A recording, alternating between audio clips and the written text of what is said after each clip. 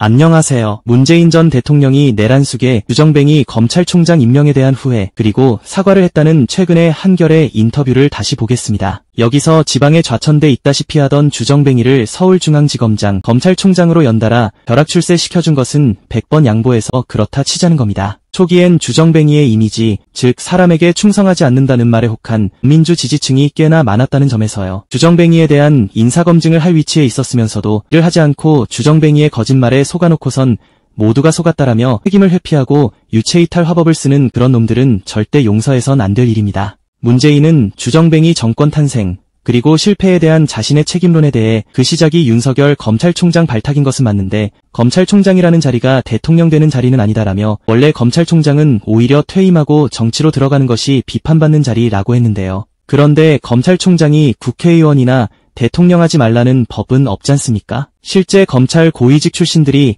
금배지 다는 사례는 수도 없이 많지 않습니까? 문재인은 여기서 검찰총장 발탁이 끝이 아니고 그 이후에 예를 들면 윤석열 당시 검찰총장에 대한 어떤 징계, 이런 과정들이 매끄럽게 잘 안되고 엉성하게 되면서 거꾸로 굉장히 많은 역풍을 받고 그 바람에 윤석열을 정치적으로 키워준 거이라며 그래서 마치 문재인 정부와 대척점에 서 있는 사람처럼 그렇게 만들어주어서 그게 국힘 대통령 후보로까지 올려준 거라고 생각한다. 라고 했습니다. 일부에선 문재인의 인터뷰에 대국민 사과가 담겨있다고 규정하는데 정작 이는 자신의 책임을 회피하기 위한 변명만 가득 담겨있는 것 아니던가요? 주정뱅이가 뭔 짓을 해도 청와대에선 털끝 하나 건들긴커녕 강 건너 불구경만 하면서 주정뱅이를 문재인 심판의 대표 적임자인 것처럼 비춰지게 했던 것이 자신과 그 측근들임은 절대 인정하고 싶지 않은 것만큼은 분명한 거죠. 문재인은 또 주정뱅이가 온갖 만행을 저지르고 있는 것이 드러났음에도 인사권을 행사하지 않았느냐라는 질문에 대해서도 우선은 대통령에게 검찰총장을 해임할 수 있는 인사권이 없다. 그런 권한이 아예 없다라며 한다면 정치적으로 압박을 가할 수는 있을지 모른다. 예를 들면 신뢰하지 않는다라는 것을 공공연하게 말한다든지 물러나기를 바란다고 언론을 통해서 압박한다든지 라고 했습니다. 그러면서 지금은 이제 시대가 다르다. 지금은 그렇게 압박했다가는 윤석열 본인은 물론이고 검찰 조직 전체가 반발하고 나설 거고 당연히 보수 언론들도 들고 일어날 거고 그러면 엄청난 역풍이 생기고 그것은 또 대선에서 굉장히 큰 악재가 됐을 거이라며 자신에게 권한이 없다고만 둘러댔습니다. 주정뱅이 전에는 시민들이 이름조차 아는 게 드물었던 검찰총장 하나에 임명권을 갖고 있던 자신이 아무것도 할 수 없었다라고 한 건데요. 문재인은 그 당시에 윤석열을 그만두게 할 수 있는 유일한 방법은 법무부 장관이 징계 건의로서 징계 해임을 할 수가 있어서라며 실제로 당시 법무부 장관이 그렇게 하려고 시도했다. 그런데 그 과정이 아주 잘 처리가 됐으면 좋았을 텐데 그렇게 처리되지 않고 진행됐기 때문에 말하자면 해임도 못하고 거꾸로 역풍을 받고 정치적으로 이 사람을 키워주는 결과가 되었던 것이라고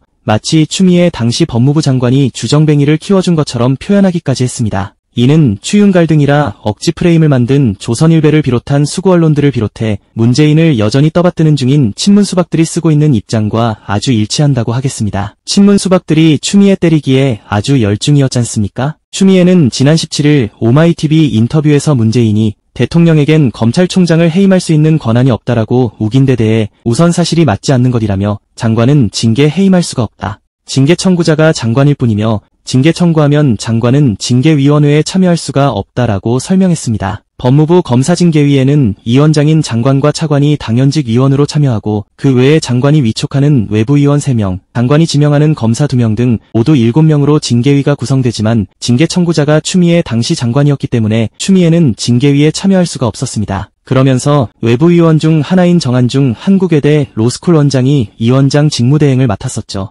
지난 2020년 12월 징계위는 추미애가 발표한 주정뱅이의 비위 혐의 중 특정 재판부 사찰 문건 작성 및 배포, 채널A 검언 유착 사건 관련 감찰 방해 혐의, 채널A 사건 관련 수사 방해 혐의, 정치적 중립에 관한 부적절한 언행 등 이신 손상 혐의 등을 징계 사유로 인정하며 주정뱅이에게 정직 2개월 징계를 의결한 바 있습니다. 당시 징계위는 주정뱅이의 비위 행위에 대해 징계 양정 기준상 각각 정직 이상 해임에 해당하는 중한 사안으로 종합적으로 해임이 가능하나 검찰총장에 대한 징계로서 유례가 없는 사건이란 점에서 많은 특수한 사정을 고려했다라고 했는데요. 그 비위 행위는 해임이 마땅함에도 정무적 판단을 넣어 정직 2개월에 그쳤다는 겁니다. 이는 당시 위원장 직무대행이었던 정한중의 만행이라고 할 수 있겠는데요. 징계에 왜 멋대로 정무적 판단을 끼워 넣습니까? 그 이듬해인 2021년 10월 서울행정법원은 주정뱅이가 제출한 징계처분 취소 소송 1심에서 원고 패소 판결하며 정직 2개월 징계 처분이 정당하다고 했습니다. 당시 1심 재판부는 인정된 징계 사유는 검찰 사무의 적법성과 공정성을 해하는 중대한 비위행위라며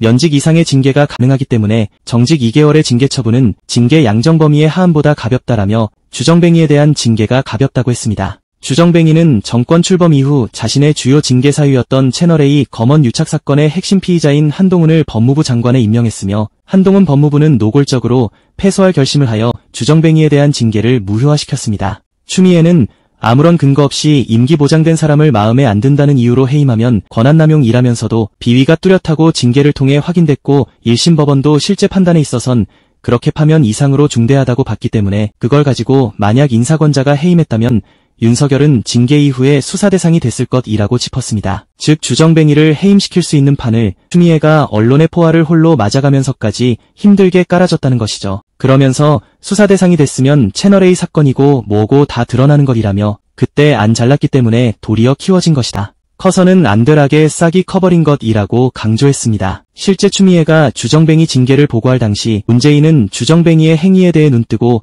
못 볼 지경이라는 목불인견이라고 표현했다지 않습니까? 추미애는 이성윤 당시 서울중앙지검장이 수사할 의지도 뚜렷하고 실력도 있었다라며 장관부터 흔들리고 내쳐지고 하니까 수사팀도 동력이 다 빠져버린 것이다. 수사팀 내부에서 반란이 일어난 것이다. 중앙지검장 사표 내세요 하면서 차장들이 들고 일어나버린 것이라고 회고했습니다. 실제 주정뱅이 직무배제 이후 서울중앙지검 차장검사들이 주정뱅이와 크게 대립 중이던 이성윤 당시 지검장에게 사퇴를 건의한 것으로 드러난 바 있습니다. 당시 서울중앙지검 차장검사들의 이성윤 사퇴 압박 파문에 대해 추미애는 배후엔 윤석열이 있었을 것이라며 내란 사태에 있어서 일일이 다 지시하고 재촉했잖나. 그 버릇 똑같다. 중앙지검장 지휘를 받아야 할 차장검사에게 검찰총장이 직접 전화를 다 하는 것이라고 짚었습니다. 추미애는 문재인이 주정뱅이 징계가 매끄럽지 않게 되면서 역풍을 맞았다라고 한 데 대해 그것도 언론이 만든 거다. 징계 의결서에 있는 것들이 징계 청구서를 거의 인용한 것이었고 그 내용이 1심 법정에서 거의 그대로 채택됐다라며 징계 내용 등엔 전혀 문제가 없었다고 강조했습니다. 당시 엄중히 이낙연이를 필두로 한 친문 수박들이 주축이었던 민주당은 이미 검찰과 유착된 언론들의 뜻에 따라 움직였는데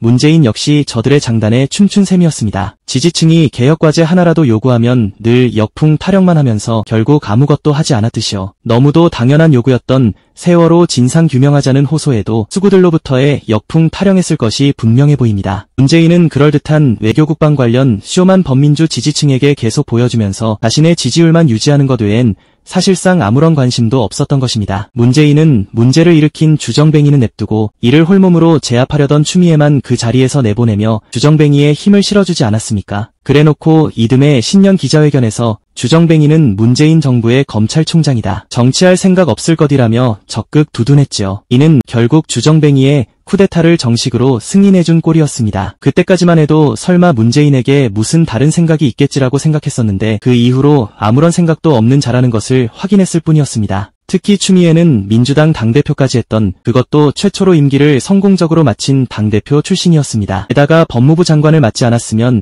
2020년의 최다선인 6선 국회의원이 무난히 됐을 것이며 국회의장도 할 수 있었을 것이고요. 그런 정치적 거물을 악마화시키고 내치면서까지 주정뱅이를 키워준 게 정말 누구던가요? 특히 국정운영의 최고 책임자라면서 책임을 밑으로 떠넘기는 것이 리더의 자세라고 할 수 있겠습니까? 리더가 무능한 것도 문제지만 무책임한 것은 절대 용서할 수 없는 일이지 않습니까? 자신이 기용했던 인사들이 주정뱅이 검찰로부터 고초를 겪고 있는 와중에도 자신에게만 칼이 직접적으로 닿지 않으면 침묵하고 있지 않습니까? 지난 대선 직후 도올 김용옥이 다시는 문재인 같은 대통령이 태어나지 말아야 한다 라고 피를 토하듯 외쳤던 게 너무도 당연했던 겁니다. 문재인의 인터뷰가 보도된 지난 10일에도 최경영TV에서 해당 문제를 다뤘습니다. MBC 출신이자 주정뱅이 일가 저격 보도를 이어가고 있는 장인수 기자는 대통령에겐 검찰총장 해임 권한이 없다는 문재인 인터뷰에 대해 대통령 문재인이 아니라 법률가 문재인으로 산 건가라는 생각이 든다라며 윤석열은 사실상 정치행위를 한 거다. 수사권이라는 가장 강력한 칼을 들고 계속 문재인 청와대를 사실상 찌르고 쑤셨다. 조국 집안을 도륙내서 팔다리 자르고 했고 추미애 아들 군대 휴가 나온 것까지 시비 걸고 칼날 들이대고 울산 고래고기니 청와대 하명 사건이니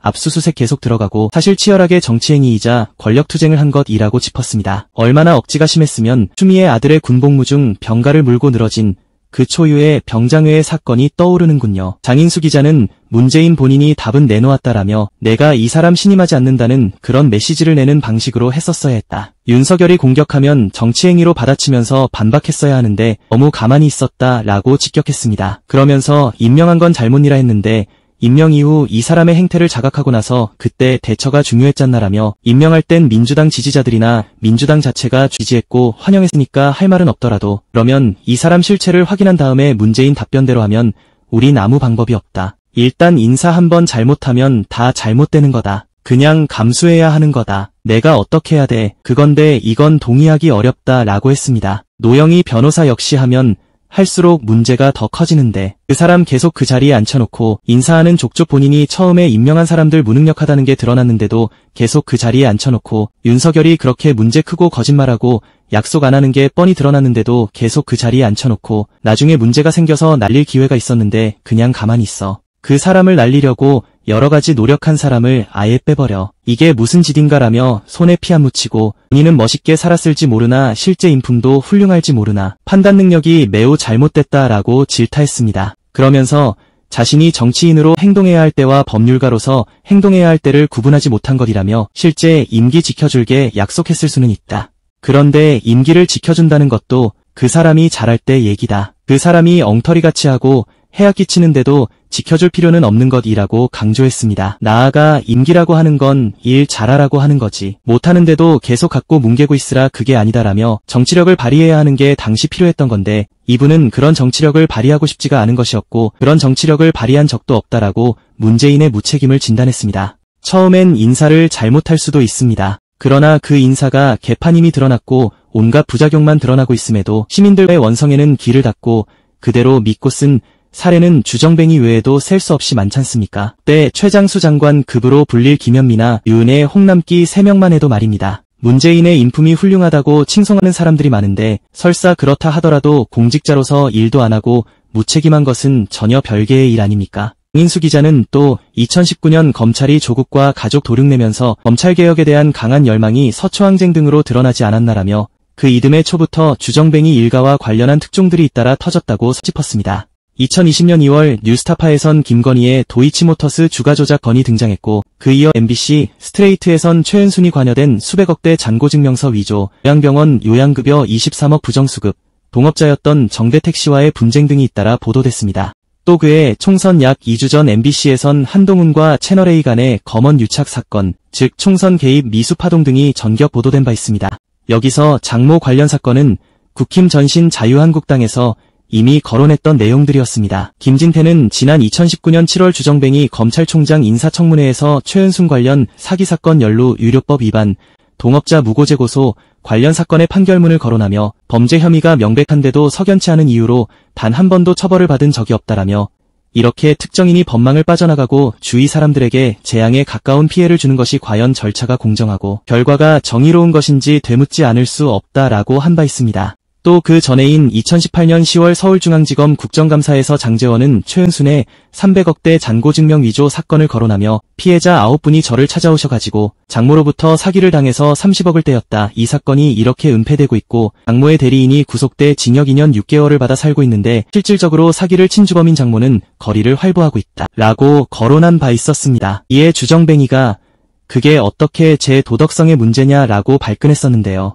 2020년 총선 전에 이런 특종들이 잇따라 터져나온 것입니다. 장인수 기자는 그래서 분위기가 다 만들어졌고 윤석열에 대한 청와대 판단은 뭐냐라는 게 이미 만들어졌다라며 당시 이낙연의 민주당과 청와대가 침묵함으로써 도이치모터스, 채널A 검언 유착과 문제 어느 하나 해결된 게 있는가? 지금까지 그 문제가 이어져 오고 있다라고 목소리를 높였습니다.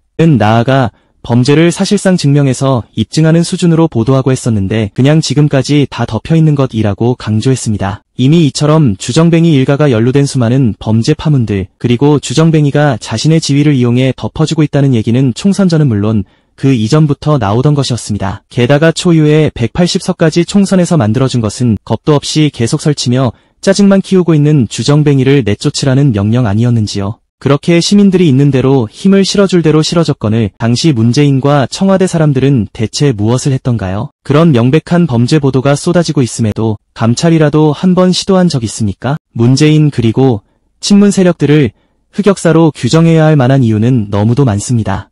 아직도 문재인을 노무현 정신을 이어받는 분신이라도 되는 것처럼 규정하려는 사람들이 있는데 노무현의 비극을 반복하지 않으려면 문재인 비판을 하면 안 된다라고 외치는 사람들이 있는데 노무현과는 너무도 거리가 멀고 멉니다. 그동안은 소통해야 될 것들에 입국다드로 일관만 하다 주정뱅이 정권 다 끝날 즈음에까지 유체이탈 화법을 쏟아내는 것을 보면 말입니다. 그러니 유체이탈 화법의 원조격이라 할 수 있는 박근혜와 유사하지 않습니까? 김대중 정신, 노무현 정신을 외치는 사람은 많고 그 정의가 무엇인지 대략은 알 수 있는데 문재인 정신을 얘기하는 사람은 못 봤네요. 친문 세력들조차 말입니다. 문재인 정신은 과연 무엇이 정의할 수 있을까요? 오늘도 감사합니다. 늘 건강하십시오.